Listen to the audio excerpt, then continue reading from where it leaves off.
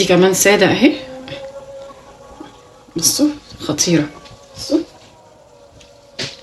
انا اول ما بيحمر من تحت بطفي عليه على طول ومش بولع عليه شوايه بس، بيديني الشكل الذهبي الجميل ده. السلام عليكم ورحمه الله وبركاته. النهارده باذن الله هنعمل كحك العيد بالعجميه. تمام. وهقول لكم المقادير وهقول لكم كل حاجه عشان الكحك يطلع ناجح معاكم باذن الله. ماشي. هنبدا نعمل العجميه. هننزل هنا بمعلقتين سمنه كبار وعليهم معلقتين دقيق. تمام. اكنك بتعملي بشاميل، هتقلبي لحد الدقيق ما يتحمر ويصفر. هننزل بالعسل. تمام.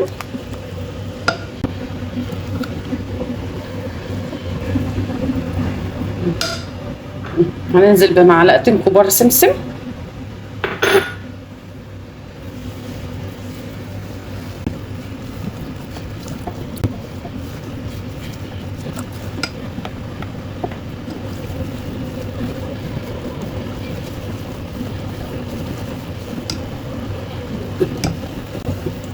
اول ما الدقيق يتحمر ويصفر هنزل على طول بالعسل، بعسل نحل. وتختاري نوع عسل نحل يكون كويس مشهور، يعني مش اي نوع تاني هيبوظ لك العجميه، هيخلي العجميه يا اما تجلد يا اما تطلع من الكحكايه. تطلعي انه تختاري نوع عسل يكون احسن نوع.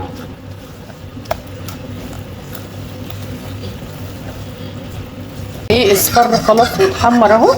هنزل بكوبايه من العسل.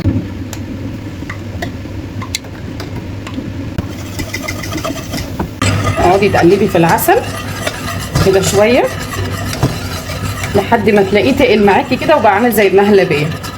تطفي عليه على طول. انا لقيته تقل قوي فروحت طفيه. ماشي. ما بياخدش وقت على فكره. هنزل بباكو فانيليا.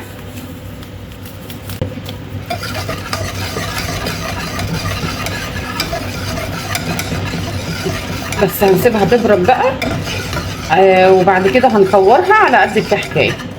هقولك بقى مقادير كيلو الدقيق بياخد قد ايه بالظبط كل حاجه، لان انا عامله اكتر من كيلو، فانا هقول لك مقادير الكيلو.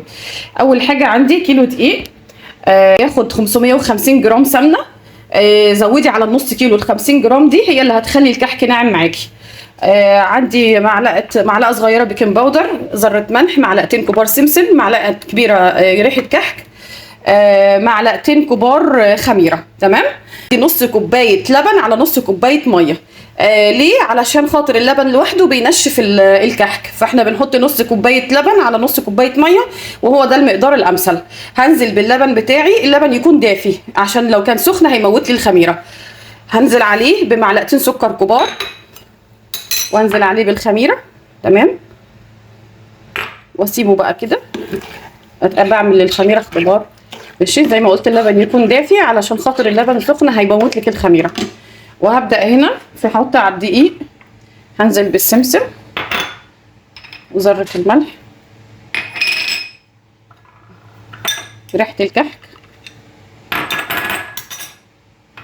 معلقه صغيره بيكنج باودر. ماشي. طبعا السمنه عندي انا يا دوبك ايه فككتها سخنتها كده. تمام. هنزل بالسمنه على الدقيق.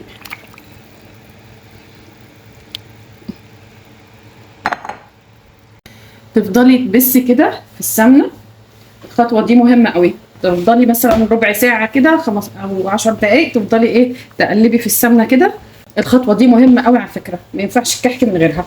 تفضلي تقلبي كده وتبسي في السمنه لحد ما تبقى ايه تلاقيها ايه تحولت كده القوام ناعم قوي معاكي. هننزل دلوقتي زي ما قلنا انا قايله لكم على مقادير الكيلو. لكن انا هنا بعمل اكتر. الكيلو الدقيق بياخد يا اما يا اما كوبايه ميه يا اما كوبايه لبن. بس الطريقه الامثل بنحط نص كوبايه ميه على نص كوبايه لبن.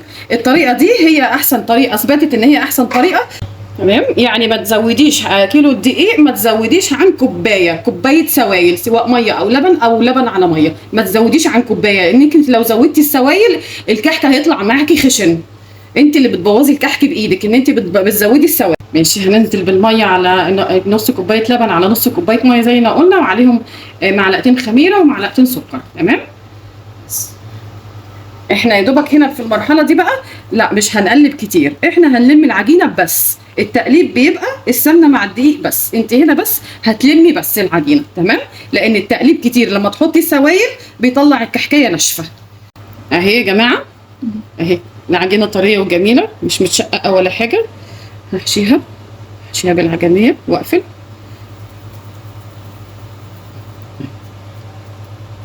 احطها في الصاجات بقى واوريكم في الاخر هنقشها ازاي.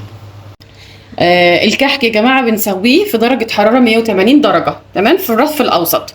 واول ما بيحمر من تحت كده اهو، يحمر من تحت، انا بطلعه ويهدى بقى هو، ومش بولع عليه شوايه. اهو يا جماعه خلصنا خلاص اهو، هنقدمه